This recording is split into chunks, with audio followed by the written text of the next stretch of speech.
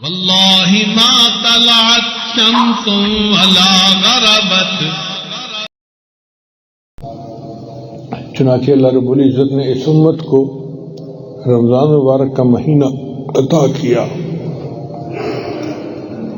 یہ رمضان مبارک کا مہینہ بندوں کی مغفرت کا پیغام لے کے آتا ہے.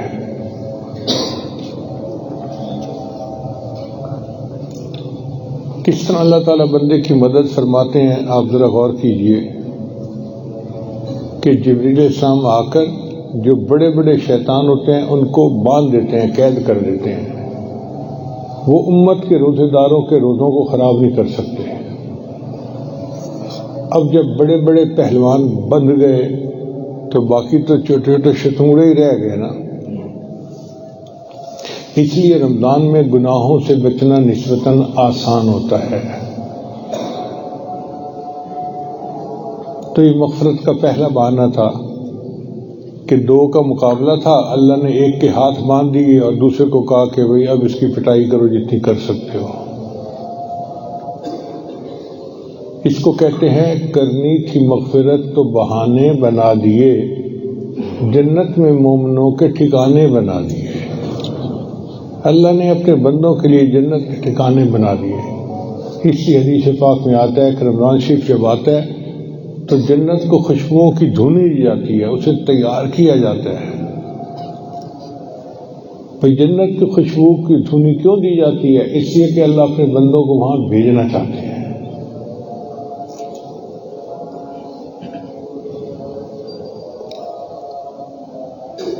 اب دوسرا مغفرت کا بہانہ دیکھیے کہ اللہ تعالیٰ نے رمضان مبارک میں اعمال کا اجر بڑھا دیا. عام دنوں میں ایک نفل پڑھیں تو نفل کا ثواب ملے گا، رمضان مبارک میں نفل پڑھیں گے تو فرض کا ثواب ملے گا، اور اگر ایک فرض پڑھیں گے تو 70 فرض کا ثواب ملے گا. تو یہ اللہ تعالیٰ کی رحمت ہے نا، خفیہ رحمت، کہ اللہ نے کہا کہ میرا کوئی بندہ تھوڑی سی بھی کوشش کرے گا تو عملوں کا اجر اس کا بڑھ جائے گا. یہ مغفرت کا دوسرا بہانہ.